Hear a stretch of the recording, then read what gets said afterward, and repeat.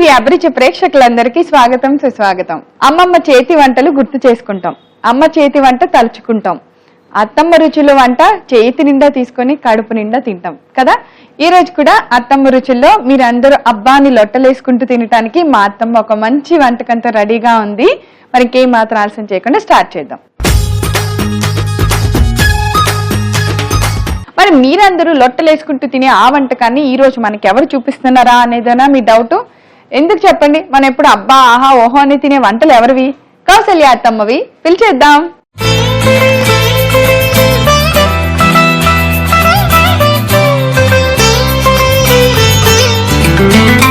Hi Kaushalya అత్తమ్మ. Hi ప్రవీణ కొడల, ఎలా ఉన్నారు? చాలా బాగున్నానమ్మా. ఓకే, ఏమిటి సంగతులు అత్తమ్మ?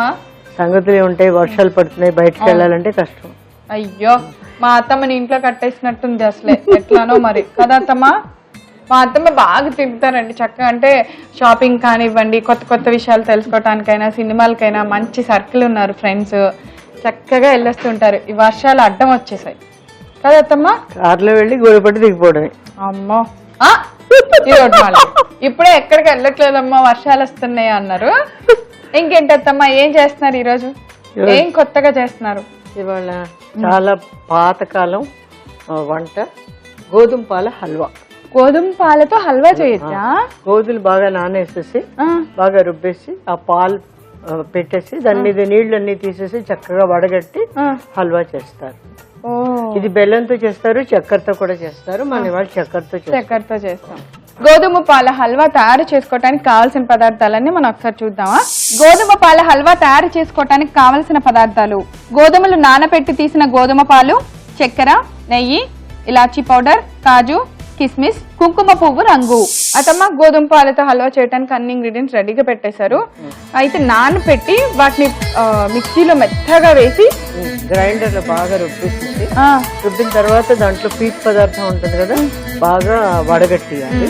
పెద్ద పెద్ద టెంపుల్స్ లో వాటిలో ఏం చేస్తారంటే పల్చడి బట్ట పెట్టుకొని ఇద్దరు మనుషులు దాంట్లో వేసి బాగా తీస్తారు. అవి సౌత్ టెంపుల్స్ అన్నమాట, కేరళ అండ్ తమిళనాడు వాటిల్లో గుళ్ళకు ప్రసాదం కూడా ఇస్తారు.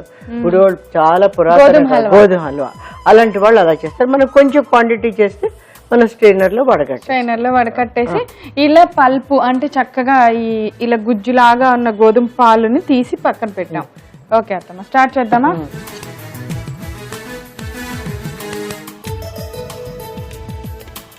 కొంచెం నెయ్యి వేస్తున్నాను ఇక్కడ. నెయ్యి వేసి కాజు ఈ ముందు వేయించి పక్కన పెట్టాలి కదా. కాజు కిస్మిస్ అనేది ఆప్షనల్. ఈ రోజుల్లో చాలా మంది వేసుకుంటున్నారు. పురాతన రోజుల్లో అయితే మనకి గార్నిషింగ్ అలాంటివి ఎక్కువగా ఉండేవి కావు. కిస్మిస్ కూడా వేసేస్తాను. మామూలుగా హల్వా అంటే బాగా కలిపేసి చేసేయడమే తప్ప వేరేగా పెట్టేవారు కాదు. మనం అయితే ఇప్పుడు దీనికి కొంచెం కాజు కిస్మిస్ వేస్తున్నాము. ఇందులోకి తీసేద్దాం. కానీ స్వీట్ చేయటం అనగానే ఈ రెండు పనులు అదే నేను అనుకుంటాను. స్వీట్ అనగానే మనకి ఇది అలవాటు అయిపోయింది. ఈ రెండు వేయించి పక్కన పెట్టాలి. పూర్వం రోజుల్లో ఏంటంటే స్వీట్ అంటే ఏదో ఒక చక్కెర బెల్లం ఏదో పాకం పట్టేది, దాంట్లో ఇంత ఏలక్కాయలు కూడా వేసేవారు కారేమో అనుకుంటాను. మన స్వీట్లని చాలా ఈజీగా చేసేవారు ఈ పాయసాలు అన్నీను. అందుకనే ఎక్కువ నెయ్యి వేసేవారేమో కానీ ఈ యాలక్కాయలు కిస్మిస్ తక్కువ. ఇప్పుడు మనం చేసేటప్పుడు కొంచెం ఇవన్నీ వేస్తున్నాము. ఓకే, ఇప్పుడు నేను ఇది చక్కెర వేసేస్తాను. ఇది వేసాక దీంట్లో నీళ్లు పోసేస్తాను. నీళ్ళు చాలా తక్కువ, ఎక్కువ వద్దు.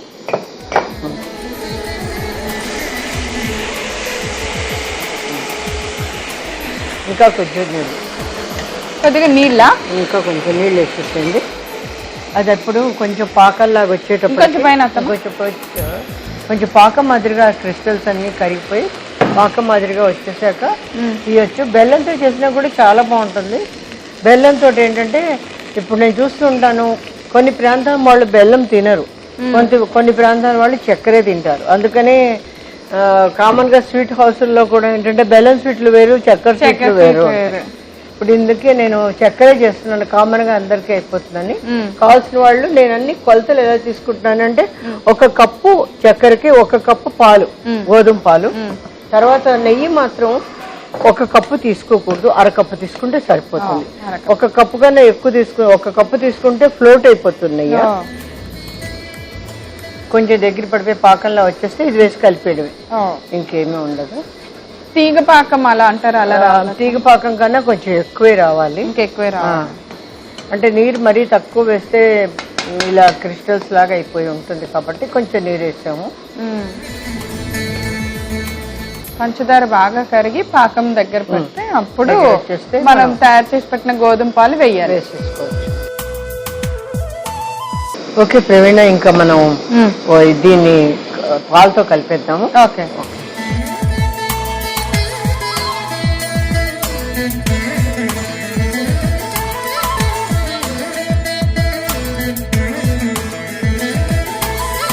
మొత్తంగా వేసినా ఏమవుతుంది, దీంట్లో సగం నెయ్యి వేద్దరు, కానీ కొంచెం అయ్యాక నెయ్యి వేస్తే సరే కొద్దిగా పాలు తిక్కుగా అయిపోతుంది. చేయాలంటే వెరీ ఈజీ, కానీ ఏంటంటే గోధుమ నానవేసి పాలు తీయడం అనేది పెద్ద ప్రొసీజర్. కొంతమంది గోధుమ పిండితో చేస్తారు, ఆ గోధుమ పిండితో చేసిన హల్వా ఇంత టేస్టీగా ఉండదు. పాలు గోధుమలతో వచ్చిన పాలు చాలా టేస్టీగా అనిపిస్తాయి. ఇది న్యాచురల్ గా మనం చేస్తాం కాబట్టి. ఇగో మీకు దగ్గర పడిపోతుంది, బాగా దగ్గర పడుతున్నప్పుడు నెయ్యి వేద్దాం. అలాగే, అందుకని నేను కొంతమంది నెయ్యి కొంచెం ఎక్కువ వేస్తారు, కానీ మనకు అంత నెయ్యి అవసరం ఉండదు. నేను చెప్పినా ఒకసారి చెప్పండి, చూస్తా. వస్తుంది కదా, బాగా దగ్గర పడుతున్నప్పుడు తిప్పుతుంటే తెలుస్తుంది. ఏదైనా మంచి గీ, గోధుమలు ఇలాంటివి వేస్తేనే దాని టేస్ట్ ఉంటుంది హల్వాలకి. మనం ఎంతో బజార్లో పెద్ద పెద్ద స్వీట్ హౌస్లో తీసుకెళ్ళినప్పటికి కూడా వాటికి చేసే ప్రొసీజర్ అలా చేస్తారు కాబట్టి అవన్నీ అంత టేస్ట్ వస్తాయి. ఎంతో క్రేజీగా మన వాళ్ళందరూ కొనుక్కుంటారు, ఎందుకంటే వాటి టేస్ట్ అలా బాగుంటాయి కాబట్టి. ఇది ఇంకా ఇది అయిపోయాడు చూడండి, నేను చెప్పాను కదా తక్కువ నెయ్యి వేసుకోవాలి, మరీ అంత ఎక్కువ నెయ్యి పడక్కర్లేదు.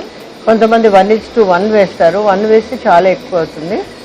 ఇది బాగా కలిపేశాక కొంచెం సాఫ్రాన్ కలర్ ఉన్నది కదా, అది కూడా వేస్తాం. ఇందులో కొంచెం కలర్ వేసేసి కలర్ చూసుకుందాం కొంచెం. అలాగే కొంచెం ఇలాచీ పౌడర్ కూడా నేను వేసేస్తున్నాను,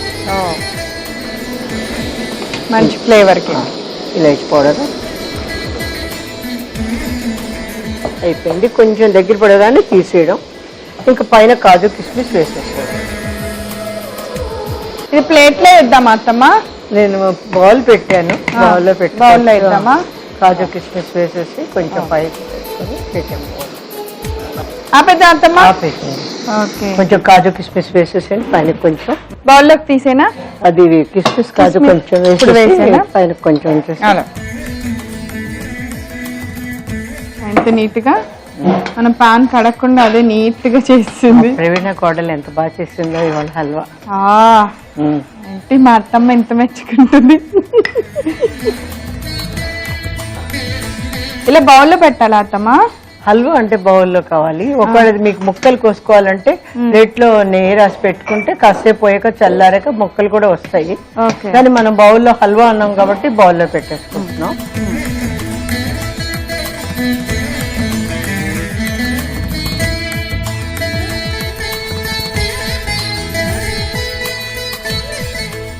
హల్వా కనపడకుండా మా అత్తమ్మ జీడిపప్పు కిస్మిస్ వేసేసింది, బాగా కొంచెం కలిపించి ఇస్తాను.